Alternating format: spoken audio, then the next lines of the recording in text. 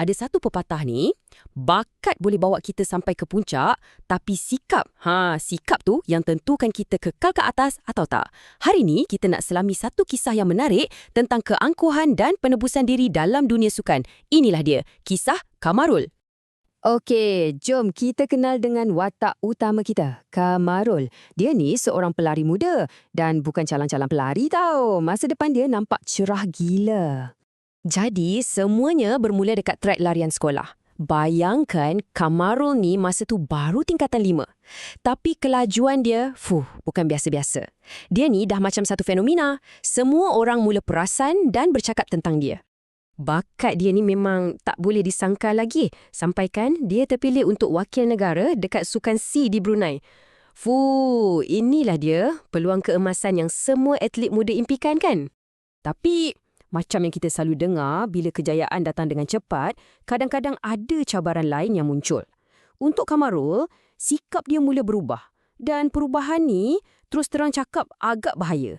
Betul, kejayaan tu datang dengan satu harga. Untuk Kamarul, harganya ialah keangkuhan. Bila nama dah mula naik, tumpuan satu negara tertumpu pada dia. Dan perlahan-lahan, ia mula mengubah siapa diri dia. Dan bukan ke arah yang baik pun. Tanda-tanda keangkuhan dia tu jelas sangat. Dia mula jauhkan diri daripada kawan-kawan dia, termasuklah Saridah. Latihan pula. Mula datang lambat, kadang-kadang ponteng terus. Dirasa latihan dia sendiri lagi bagus. Sampai nasihat jurulatih negara, Encik Kadir, pun dia dah tak peduli. Dan benda ni jadi makin teruk. Keangkuhan dia tu bukan setakat dalam hati, tapi dah jadi penentangan secara terang-terangan. Sampai satu tahap, dia berani cabar jurulatih dia sendiri, Encik Kadir. Kalau anda rasa tadi tu dah teruk, ini lagi puncak dia. Dia bukan setakat melawan cakap, dia siap buang pingat motivasi yang jurulatih dia bagi. Bayangkan, satu tindakan yang memang tak hormat langsung. Nampak sangat, Kamarul masa ni memang dah betul-betul hilang arah. Dan dalam keadaan marah dan ego yang membuak-buak tu, tiba-tiba dunianya seakan-akan terhenti, macam brek kecemasan. Sebab terlalu ikutkan rasa marah, dia lari lintas jalan tanpa tengok kiri kanan. Dan malang tak berbau, dia kena langgar dengan kereta. Detik yang satu ni, inilah titik perubahan dalam hidup dia. Segalanya berubah lepas ni. Bila dia sedar, dia dah ada atas katil hospital. Karier sebagai atlet, entah apa jadi. Semua jadi tak tentu. Tapi yang paling buat dia terkesan, jurulatih yang dia baru je hina tempoh hari, Encik Kadir, rupanya dah datang melawat dia. Kejadian ni, kemalangan ni, inilah wake-up call yang Kamarul perlukan. Dari sinilah bermulanya satu perjalanan yang panjang untuk dia mencari diri dia semula. Masa terbaring atas katil hospital itulah, Kamarul mula muhasabah diri. Dia akhirnya faham, kejayaan dia selama ini bukan sebab dia seorang. Semua tu dibina atas tunjuk ajar jurulatih dia, atas sokongan kawan-kawan dia, keangkuhan dia dah butakan mata dia selama ni. Jadi, jalan untuk ditebus kesalahan dia ni ada 3 langkah utama.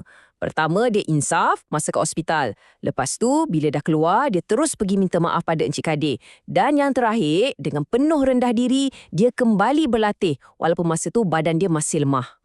Masa dia pergi ke Sukan C di Bangkok, dia dapat pula nasihat yang sangat berguna.